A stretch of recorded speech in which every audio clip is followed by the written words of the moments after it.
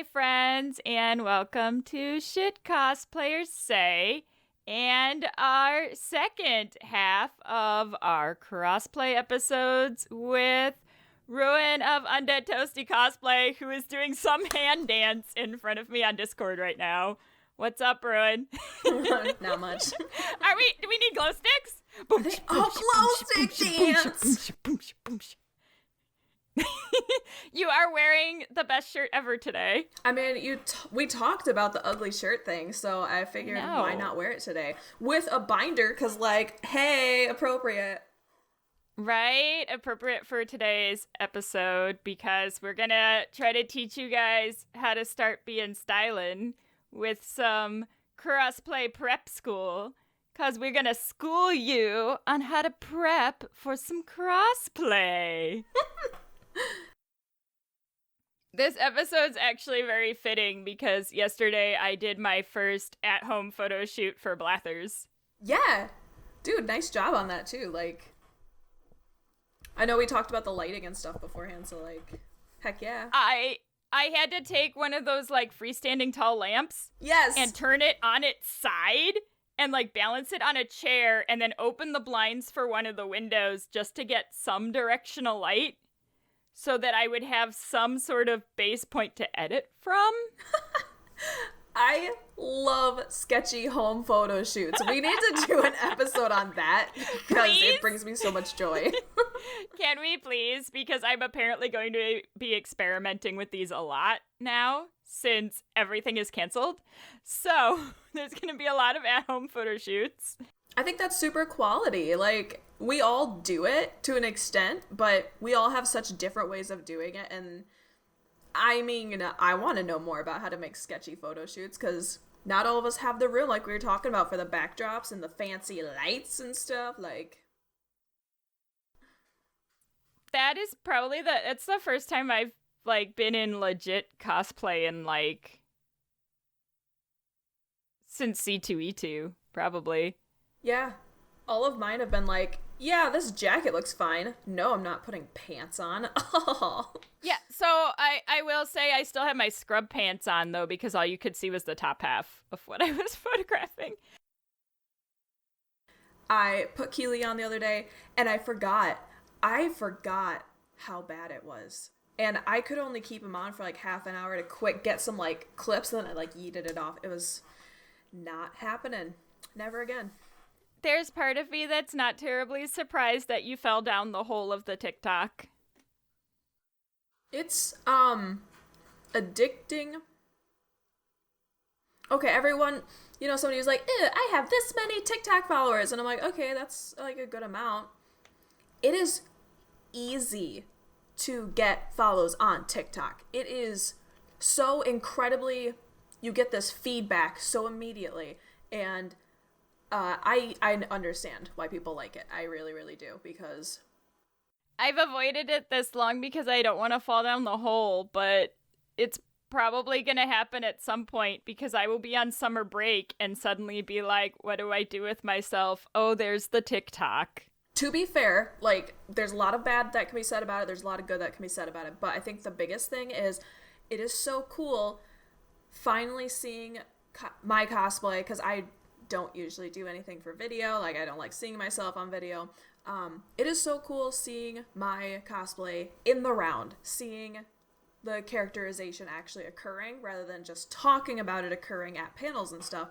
I'm getting to see it, and it's so pretty. It's so pretty. I'm so excited for all the next ones because I have songs picked out. I have how I want to move, and I think that's a really cool part of cosplay. That you're describing the excitement that happens when we design skits, which just tells me that you should be doing cosplay competition skits, Ruin.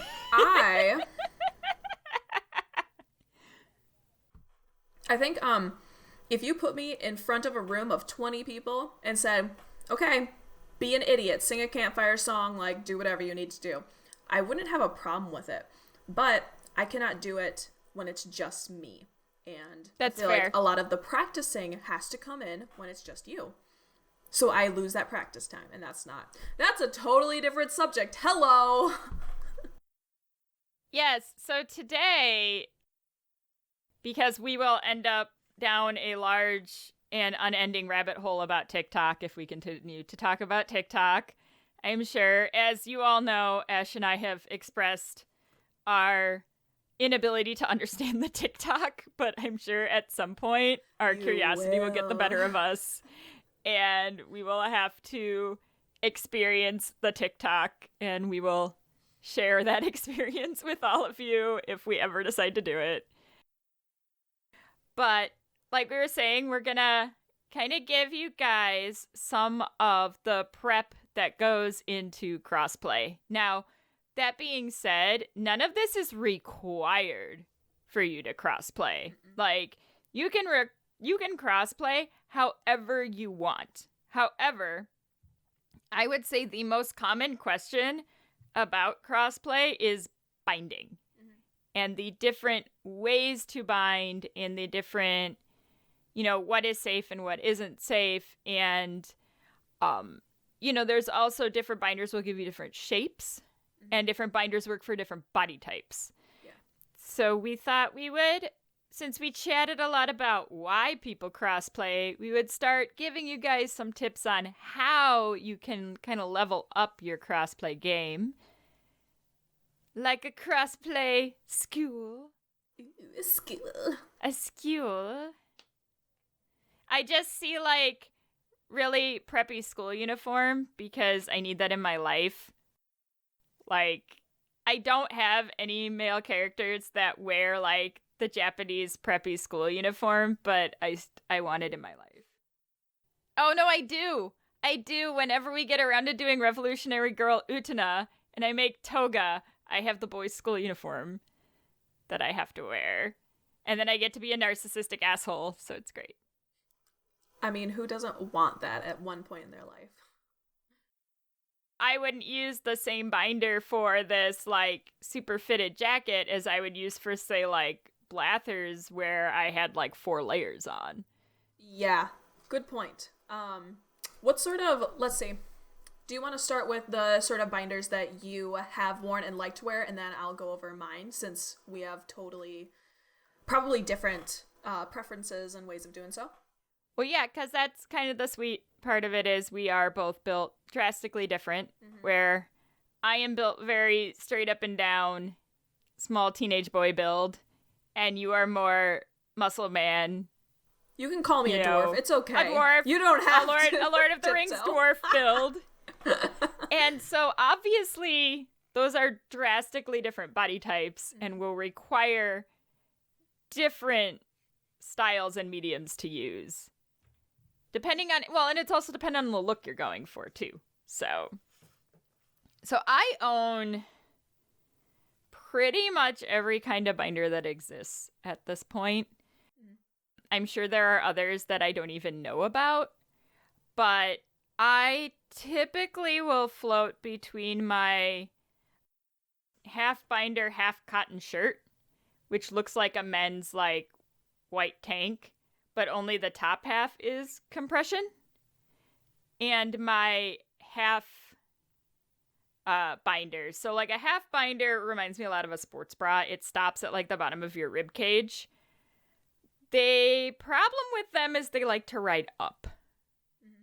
So they don't work well for larger chested persons, because it's gonna slowly creep its way up all the way. And if you're already larger chested, there's a chance that it might not even fit in its assigned seat. Well, and that's typically what I hear from a lot of people, is if they have a larger chest, it just won't go over it because it's not long enough, which is where you get more of the full binder, which has the compression that goes from top to your hips, which I have actually not ever worn one of those because I've never needed one. Yeah, so the half binder is what I use for chat, because it's really good for hiding the seams. Because with any full binder, you're going to get kind of that chunky seam at the bottom. That's really hard to hide in a pleather bodysuit. And otherwise, I'll use the half for any really fitted suit. where you would be able to like kind of tell. Zen is really hard to wear without the half binder. Yeah.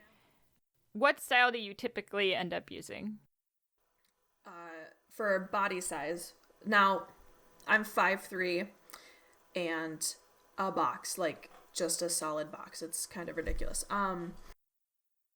I used to have a larger chest, and I got a reduction, so that's like a whole other story. But because I started out at a larger size, I just started out at a full length binder. I wanted maximum control. I wanted maximum compression because I needed that much of a drastic difference going on. Got the correct sizing, never ever size down to achieve this. You'll never ever get out of it, and you're going to hurt yourself, and that's not cool. So go by the measurements on the sites. But I went with an Underworks, what is it? It's the maximum, 3-ply something panel in the front. Their tank for Underworks. I love Underworks, even though the material is like trampoline fabric. It's the best you can describe it. It is. Holy cow. The first time I tried it on, I was blown away. They have a different method of actually getting it on than GC2B suggests. So definitely look at their instructions for the best way to do it, because it was so tight at first. You go up over your butt to get it up, is the instructions that I received, when most things tell you to go over your head. But because of the lack of stretch, they were like, you just need to wiggle your way into it like a caterpillar. Went with that one. Loved it. I fell in love with that brand. I decided to get, I'd like a black one. And I was like, it's a little bit expensive. I'm going to try GC2B because I want one that I could do skin tone, open chest binding, and maybe I don't know, be a little bit more comfy than full trampoline fabric. And went to GC2B, and for a larger chest, I did not like it at all. It was the full tank where it has the compression up top, and then the bottom is the 4-way stretch. And it does not do the compression that I want, because I also have a little bit of hip action going on. I want compression all the way down. I want this boxed out, essentially. So didn't like GC2B. I still wear it if I'm doing everyday stuff, and I just want to have compression, but it's kind of hot out. I'll wear that one. I then went back and invested in 3 long and then 1 short half binder from Underworks. And the half is really nice when I don't need full compression. I just, just the top area. Only thing with that is because this is trampoline fabric, not only do you get a little bit of a ripple up at the top of the neckline, but because it comes straight down after your chest, it's weird at the bottom. It doesn't come back in to hug your body. It just goes straight down. What are you supposed to... So that is not great for dress shirts. I really don't like it. If you don't fully fill out the rest of that, it's just not going to do its thing. Plus, if you have some hip, it comes back out, and then it kind of accentuates things that you may not want accentuated. But it's nice if you're it's just too hot out here and I don't need the full stuff. My half is from GC2B. My half is from there, but Underworks is where I got my half and half one. And the GC2B one has the weird netting on it. I don't know if they still do that or not. No. It's the weirdest fabric, but I, like you were saying, I wanted a skin-toned binder, and that was the only place I could find one. That one actually does taper, though, a little bit. Okay. And it's a half.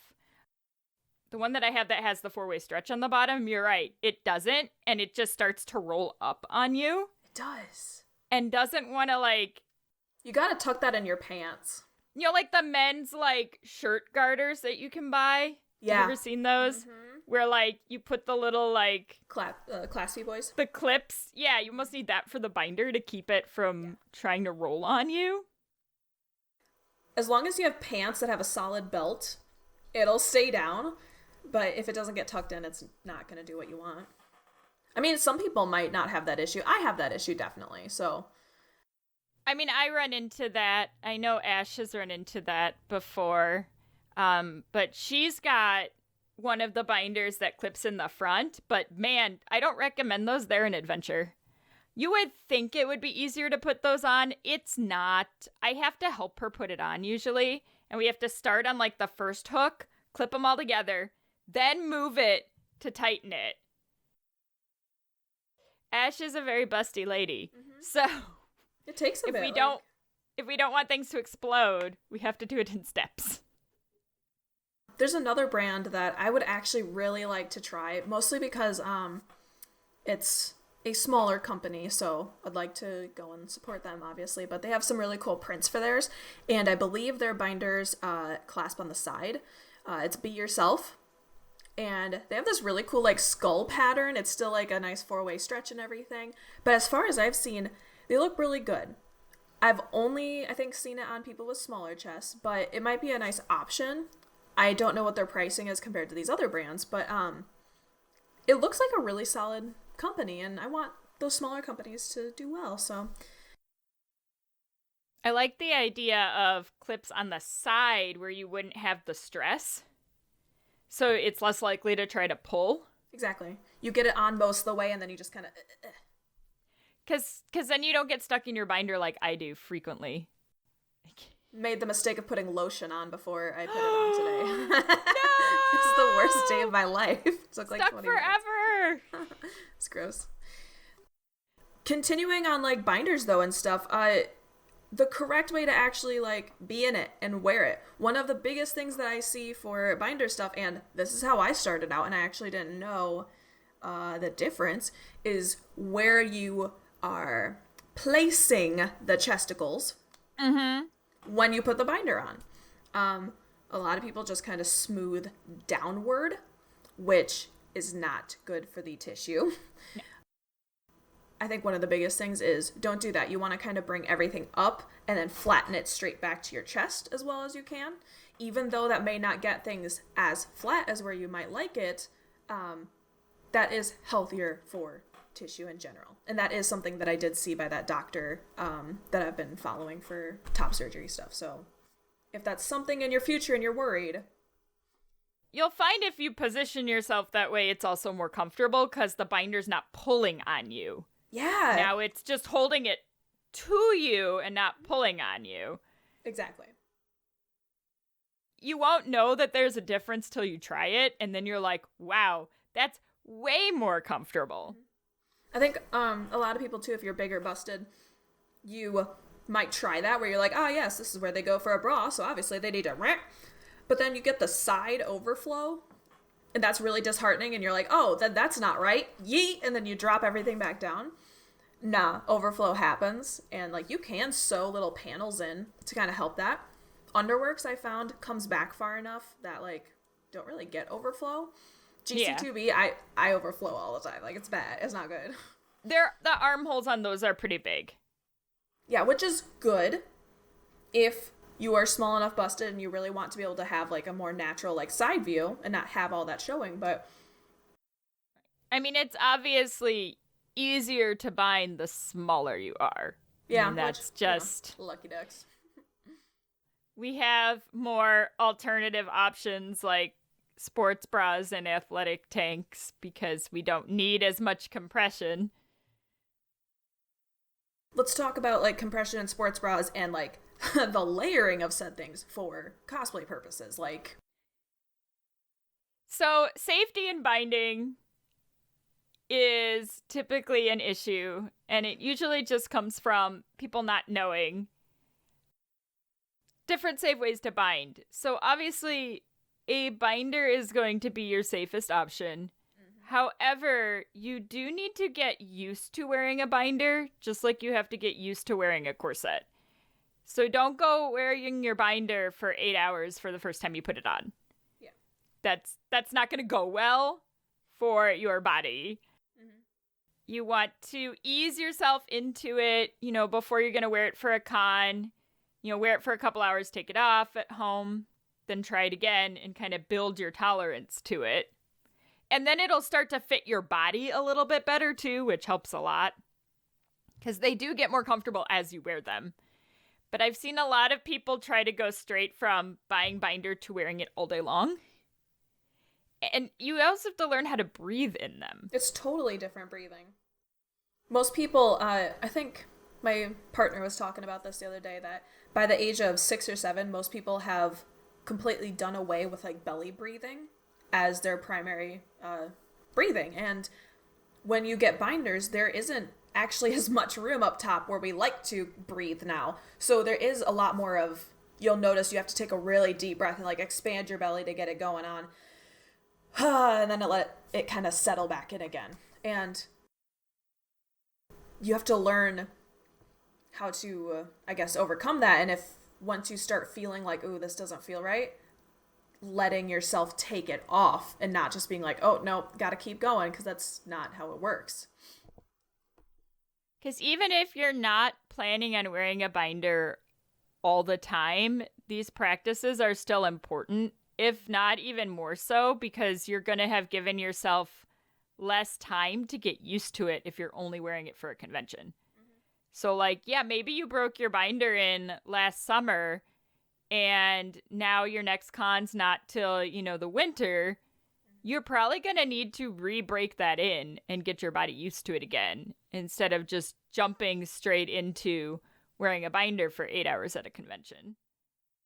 Or maybe you bought it and broke it in the winter, and now you have a summer convention and you've never experienced that sort of tightness during the summer. So hot. Totally different. Totally freaking different, man. My tolerance for binders in the summer is much smaller than my tolerance for them at any other time of the year. That is part of why when we designed Judar, we designed it around a sports bra, because I knew Spain in fall is extraordinarily hot. I wouldn't survive. I would die. I mean, there would literally be no way that I could be in that costume for 8-10 hours in the heat in Spain in a binder. And some people totally can. Great. But I yeah. cannot. Some people have, the willpower or the mental strength. Mental strength, or obviously, there are different motivations for wanting to keep that binder on. Yeah. Especially outside of cosplay. My motivations for a binder are strictly related to cosplay. So my tolerance isn't going to be that high because I don't have that added element to my life. That makes sense. So when we talk about these safety things, like, we do understand that for some people, these stakes are a lot higher than just cosplay. One added thing, I guess, to that then, before we move on or whatever, when you're wearing a binder, you're always told you do not work out in a binder, because we just talked about it. Breathing isn't really at its best when wearing a binder. So if you are the type of person that likes to run around conventions and I don't know, you have some sort of shoot that requires you do very physical things. If you've never done physical things beforehand, it's not the same. And you shouldn't be like going for a run in this, but if it's like, oh, can you like jog down the sidewalk real quick so I can like get a picture? If you're trying to do that sort of thing, you have to realize that it's not going to be the same. And I'm not saying go like train in it by any means, but you have to severely limit the sort of movements that you are doing because of that. It's also why we didn't choose a regular binder for Judar either, is our skit's extremely physical, and I didn't think I'd get through it, honestly. No. So we used Deku and his mom for emceeing frequently. I did not have a real binder on for Deku. No. Because the amount of talking. I'm on stage for 3 hours. I have to speak. We're running around. I'm like, I don't think I would make it in a regular binder for, Now, my half and half binder has gotten to that point where it's kind of stretched out and I probably need to replace it. That one I can get through comfy. now. Yes, because now it's comfy. Yes, my very first black one is super comfy now. Right? Because you break them in and they slowly graduate to other purposes. It has more of this sort of hourglass shape to it now since it's gotten comfortable. Right? So just now straight. it's for the comfy times. I think that's one of the things that surprises people a lot is how many safety concerns there actually are around binding, even if you are using a binder. Because a lot of us hear about the whole ace bandage thing. I mean, we've all heard about people using ace bandages and how you shouldn't do it. The amount of people that just do not have the money for a proper binder. That's definitely a big thing. The amount of people that could not order a binder because, like, they're not old enough and they would need their parents' permission, and then that would cause an unsafe environment for them, or bleh. There's, like, so many very valid reasons behind it, but there all are ways of doing it not awful for you in the long run. And I also get that sometimes you just don't know any better. Yeah, that's true. I mean, you've seen this option out there, and you're like, that's inexpensive and that's easy, and I'm only going to do it for, X amount of hours at the con. I'm just going to do that. But it's important to note that it doesn't always take a lot of time to cause issues for your ribcage. If you have no medical training and you're trying to use, like, ace bandages on yourself, you have no clue how much pressure you should be putting on something. It'd be the same thing if you, like, rolled your ankle and you're like, it's fine. I'm just going to ace bandage it. And you just, like, go at it and you have no idea how to support that ankle. You have no idea how tight you should be doing it. Same freaking thing, except it's going to cause harm instead of trying to help the harm. It's just not a thing.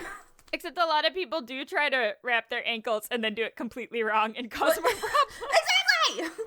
So, like, you not a doctor. If you are trying to use medical things for non-medical reasons and you have no clue, what makes you think that you know better than, like, a literal doctor on how to do the thing? And I know there's a lot of stuff in cosplay that we go and we look at YouTube and we're like, yes, this is how you do that makeup. I watched the tutorial. I now have the idea.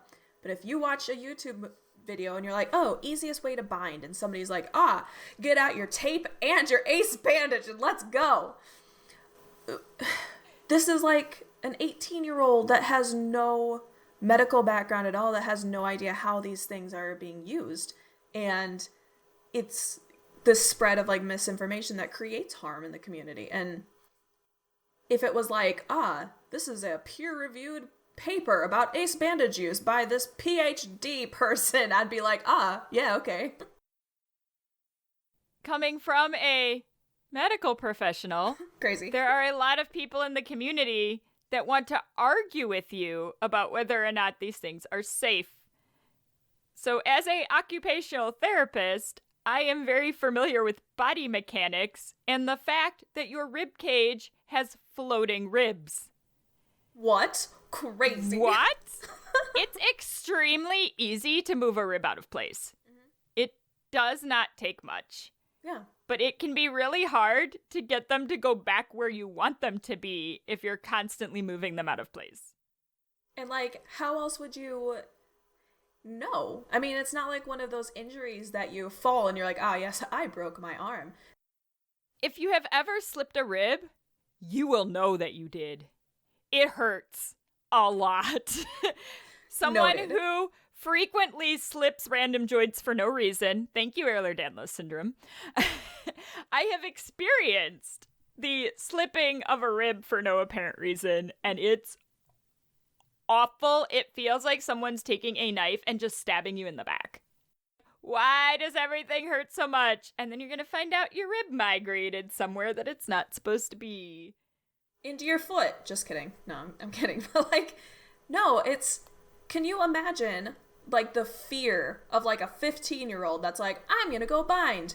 And then they wake up the next day and they have that and they, like, didn't tell their parents that they were going to bind. And they were doing it in such an unsafe manner. And now they are, like, the danger that then comes from that. And if they find out, like, if I just bind it again, maybe that'll fix it. And, if it puts it back in place or something and it makes it feel better, they're just years and years of damage. That's terrifying.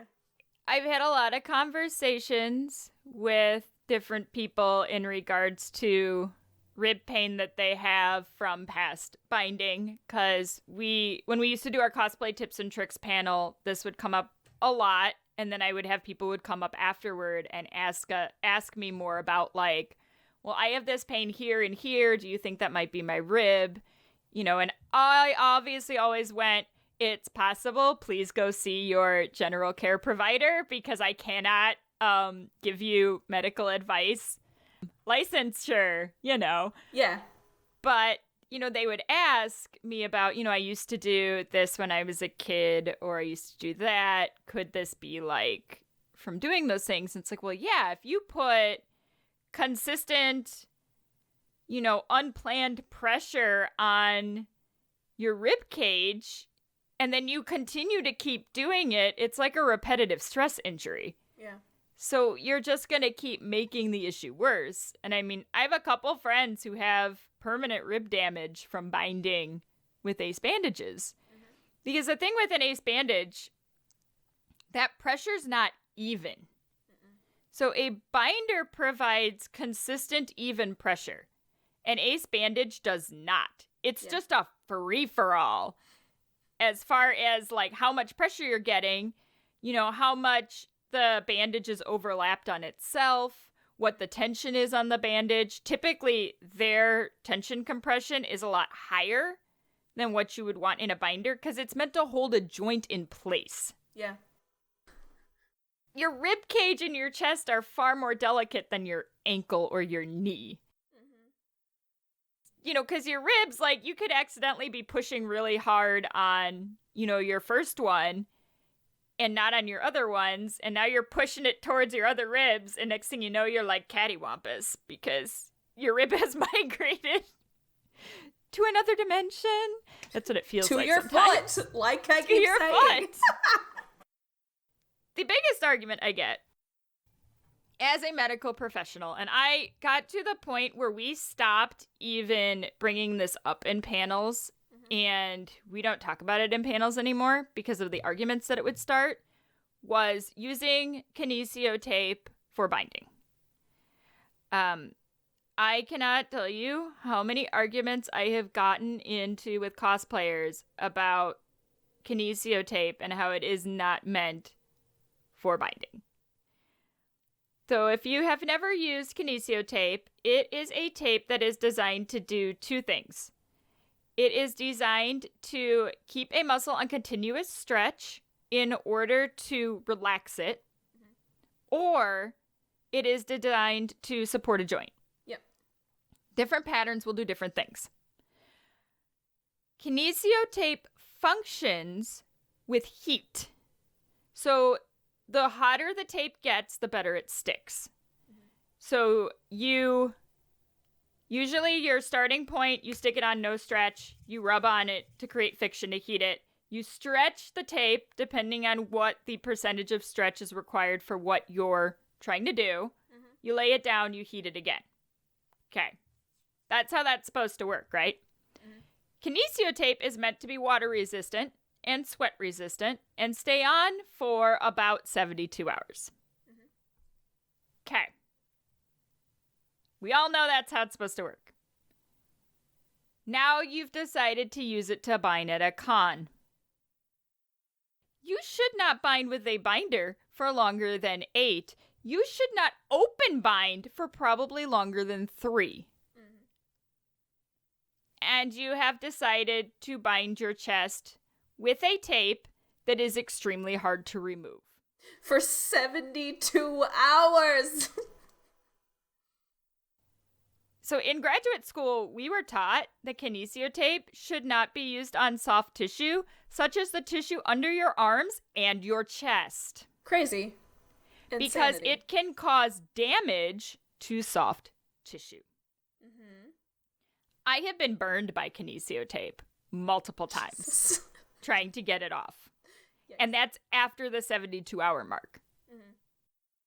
I get the appeal of it because if you're running around con and you're sweating, it's not going to come off. You don't need as much of it as medical tape, because medical tape is the better way to do open chest binding, because it will come right off when you're done. It just comes off. It's like you get it wet, boom, done, gone. Magic. Kinesio tape, however, will just want to hang with you. It's like, wow, look how hot this body is. Yeah. So exactly. So that's exactly what happens. So let you decide, I am open chest binding with kinesio tape, and it's gonna be fabulous, right? And so you do your thing, which is way more difficult than you think it is, by the way, because you better have a really good friend that you're real comfortable with holding your boobs, because you're not gonna be able to do it yourself. Mm-hmm. And you better wear pasties under that tape, because otherwise you're gonna lose a nipple. I can't even imagine. I am Most people cringing. don't. It upsets me. It upsets me. Pasties save lives. Ew, I just got like lightheaded. I can't even imagine trying to get that off of a nip. Oh my god. Pasties save lives. We have legit had people ask us whether or not it's necessary to wear pasties under open chest binding. And we're like, if do you you own want nipples? Do you know how sensitive they are? Do you want to keep those nipples? Yes, you do need to wear pasties. They are not expensive. Please buy some. But let's say you decided you're gonna wear your kinesio tape because, screw the man, I'm wearing my kinesio tape, right? Screw the man. And so you put on your crossplay costume and you go run around at con, and you have this tape on, and as your body's getting hotter, the tape is sticking better and better. Like, it has the opposite effect of what will typically happen with other tape. Like, it's gonna keep sticking better. So now, con's over and you want to take it off and you can't get it off. And then you wonder why, after you get it off, you're burned and you're bruised.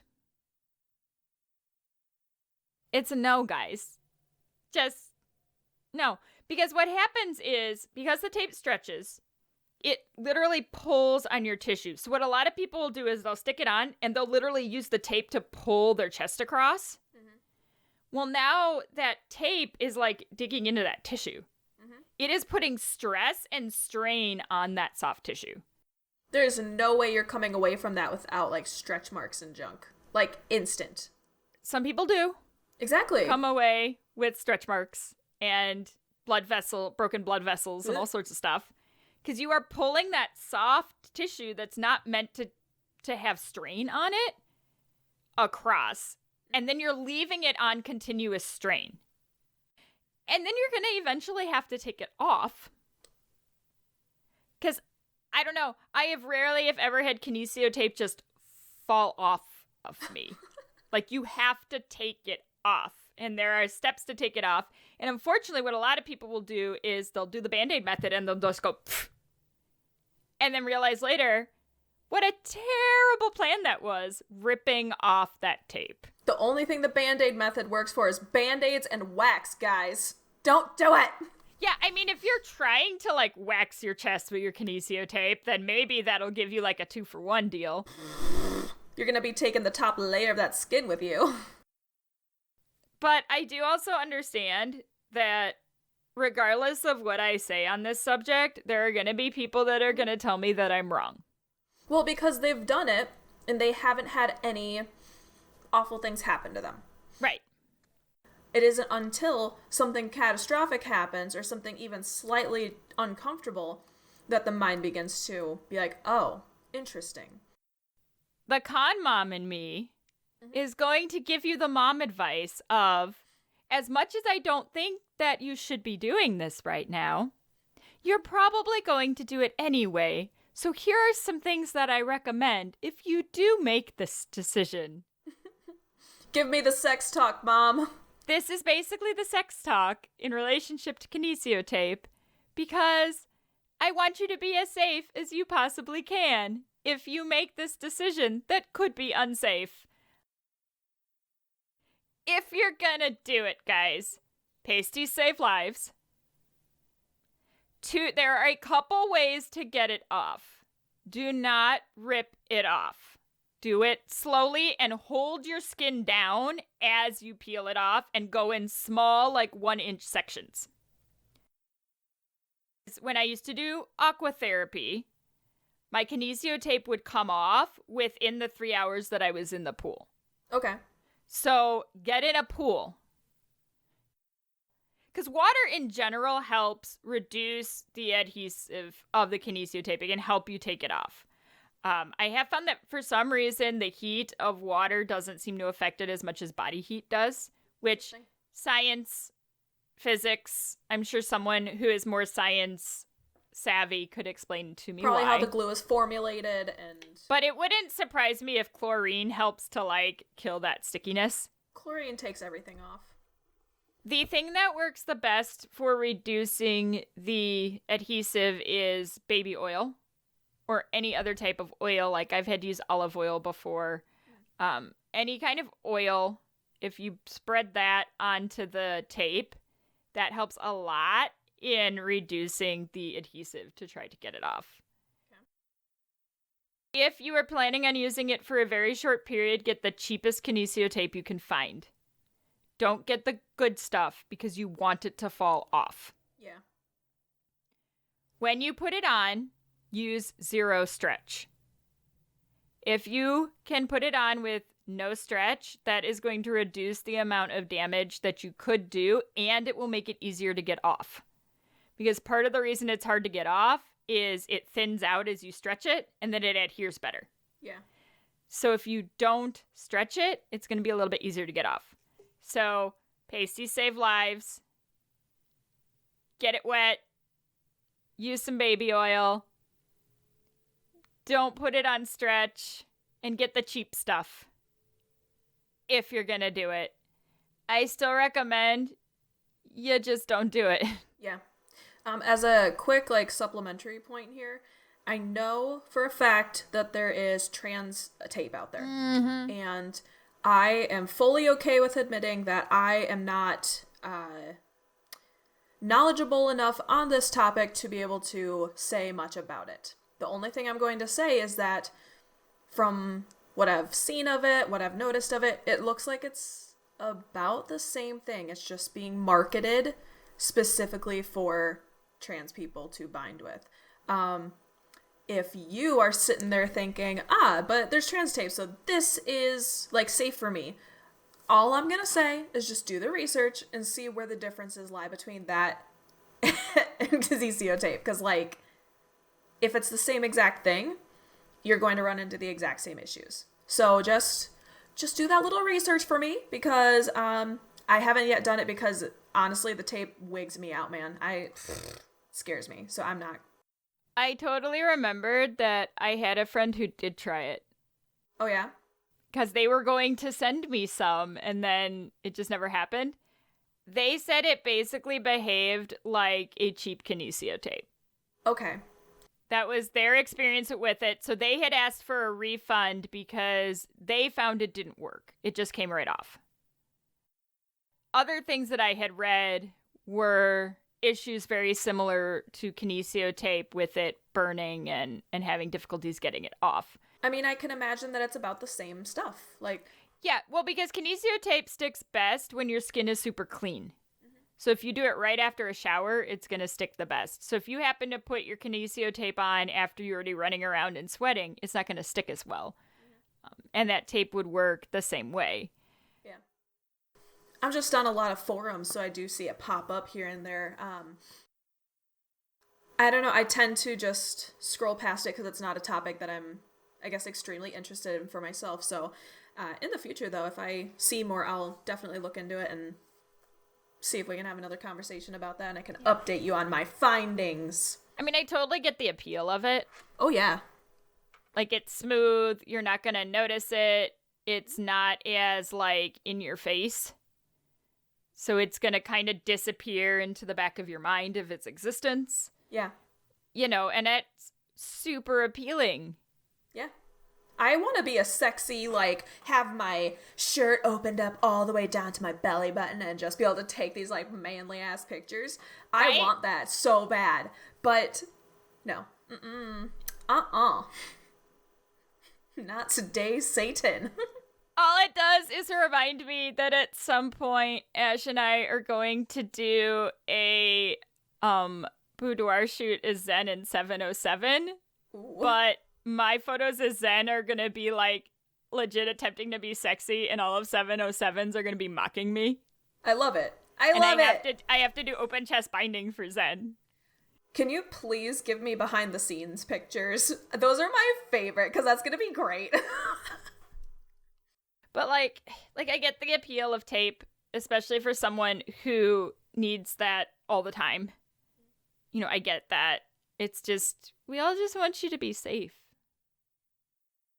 A lot of us in the community, especially like the younger parts of the community, we all still have a lot of that, like, I'm indestructible. Anything that I get hurt, it's going to heal up and it's going to be fine. I don't think we recognize how permanent some of these things are. I keep going back to rolling my ankle, but that's the closest I can get to the use of this tape and these sorts of things. Rolled my ankle, something very simple for soccer. Rolled it, and I have had problems with it ever since. I've had to do so much slacklining and so much therapy and so much to work on the strength of my ankle. I'm going to have this for the rest of my life. I hurt my shoulder back in high school just playing volleyball at gym class, and I still have issues with it. Just trying to do a normal workout and being healthy.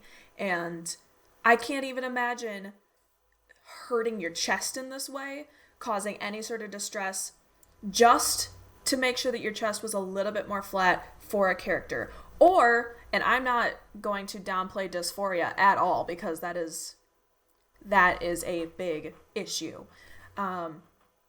Because it's one of those that you get to a point and you're like, nope, I really don't care because I feel that awful right now. I get it. But there's a long-term effect that comes into a play that if you are going to be seeing like a top surgeon or something, and they are the ones that are like, nah, if you damage this tissue, we will not be able to do, it will completely affect your ability to have top surgery. Just keep that in the back of your mind, because that is somewhere in your future. It's there. You just have to honor your body as it is in the moment. And that's really hard. Yeah, there's a difference between looking at yourself in the mirror or feeling a certain body part move in such a way that you are not comfortable with. There's this like immediate knee-jerk reaction of, I'm going to be sick, or this is literally the worst part I could possibly be in my existence. Whereas cosplay, we are feeling this external sort of input that we need to look as close to this character as possible, which has a ton of other things we need to talk about in the community. Anyone can cosplay in any body, and you are going to look great. It's not worth it to get just that last little inch off just so that, you know, you feel like you look the most like that character compared to anyone else. That's not, it kind of takes the fun out of it. It's no longer that, it's just discomfort so that people think that you're good at this thing. And for cosplay, and really, I mean, to an extent in regular life too, there's a lot of ways you can manipulate clothing to get the shapes that you want. Accentuating the shoulders will do a ton for getting that more masculine shape. People crap on shoulder pads. I love shoulder pads so much. My shoulders are significantly broad for my frame, so I have not had to use them. But although I think Deku and Zen's jackets have them in them. Yeah. I think they just automatically have them. A lot of the suit jackets, if they're not extremely dated, I got to do a tailoring class. That was one of my last things I took in college, and the way that suit coats are tailored is really, really cool. It's not necessarily padding that goes into it. It's a lot of different layers of stuff that create the structure in the shoulders. But if you go and get something from, like, you know, the 80s, 70s, we're going back, then yeah, we're gonna have like full-on shoulder pads, the kind that you could just like take out of there. But just the general structure of a really nice suit. Ooh. Yes. We love it. I love me a good suit. I do. Yes. Makes you just feel so... I do love me some menswear. The best fitting dress shirts that I have found have been the like slim fit Japanese men's dress shirts. Oh my god, I love them. Yeah, the slim fit awkwardly do really nice things. And another thing about men's shirts that is, I don't know, for me, having grown up in a society that tells us, like, you need to be smaller, you need to be this size, you need to be this. Going from, like, you know, an extra large in women's to suddenly a small in men's. Wow, that feels nice. You don't have to wear men's clothing to crossplay either. For me, in general, men's clothes fits better because I'm very straight up and down. So a lot of women's clothes, like, I'm not going to get on the rant about pockets, but why do women's clothes not have pockets? Men's pants are better. Yeah. If I can fit an entire lava lamp in my pocket, I'm gonna do it. Like, I will never understand it, but men's pants are automatically superior because they have real pockets. Yeah. And they go by actual measurements. You can walk into the store, you can go find a pair of pants that's like, oh, these are 32s, and you can be like, yeet, these are mine. Walk out. And that's it. Women's pants, I have worn everything between a 14 and a 4. And there is no rhyme or reason to this. It's just, apparently you are bigger today. And you're like, all right, I guess that's how it's going to go today. It's vanity sizing. It's great. It's awful. And I just, you don't have to wear, like you just said, you don't have to wear men's clothing for crossplay. You don't have to do it ever if you don't want to. But clothing shouldn't have a gender. It's just clothes. So find what works best for you. That's the dumb part in general. Because, you want to get what fits. Whether it's deemed men's or women's or anywhere in between. You want to get what fits your body. Or the character. Right. And for some cases, for people that are curvier, sometimes they will need to get a women's piece of clothing and then alter it or what have you to fit around their shape. It's fine. Yeah. Like, my black pair of dress pants that I wear for, like, every character that I use that needs black dress pants is a women's pair of pants. My skinny dress pants that I use for Zen is a woman's pair of pants.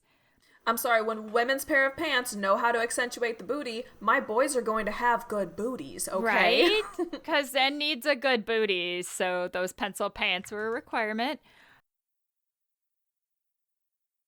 Chat Noir's little black vest that I use for his formal outfit is like a kid's large suit vest. You gotta get what you can find.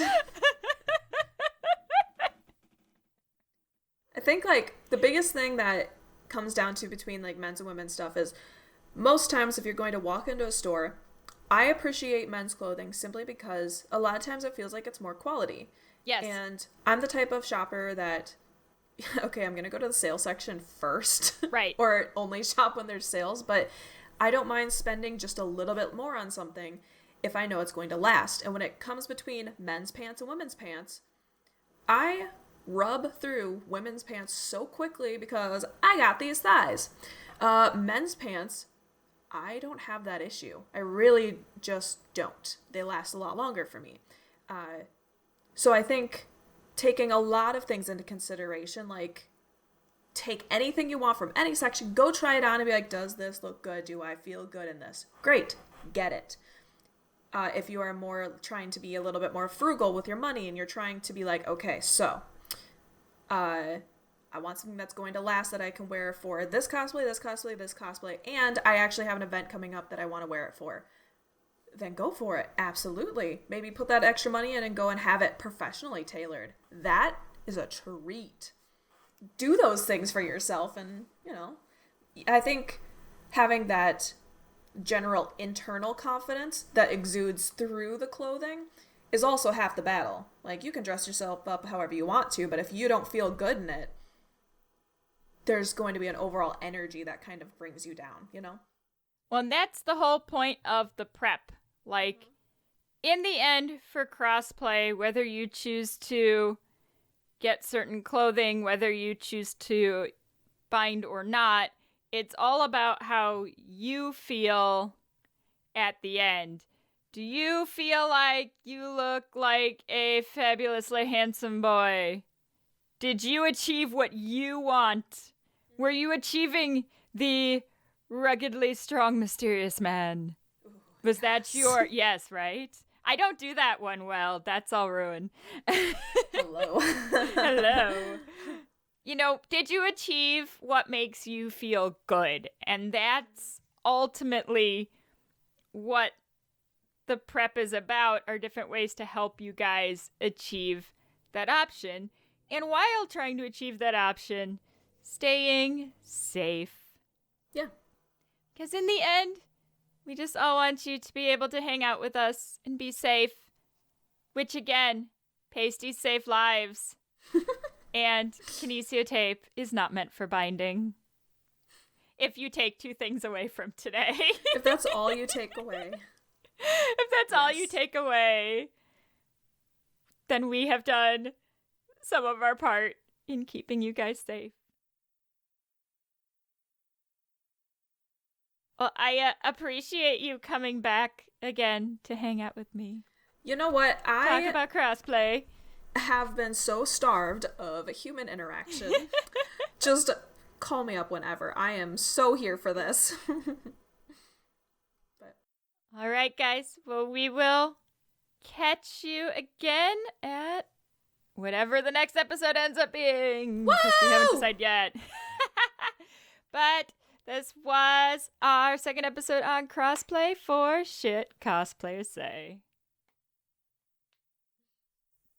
You've been listening to Shit Cosplayers Say, an LVC production. You can find us on Facebook, Instagram, and Twitter at Podcast SCS. Our website is lavicosplay.com.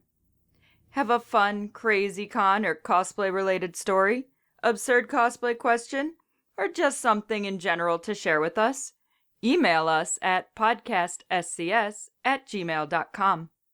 Thank you for listening, and remember, just because you can doesn't mean you should.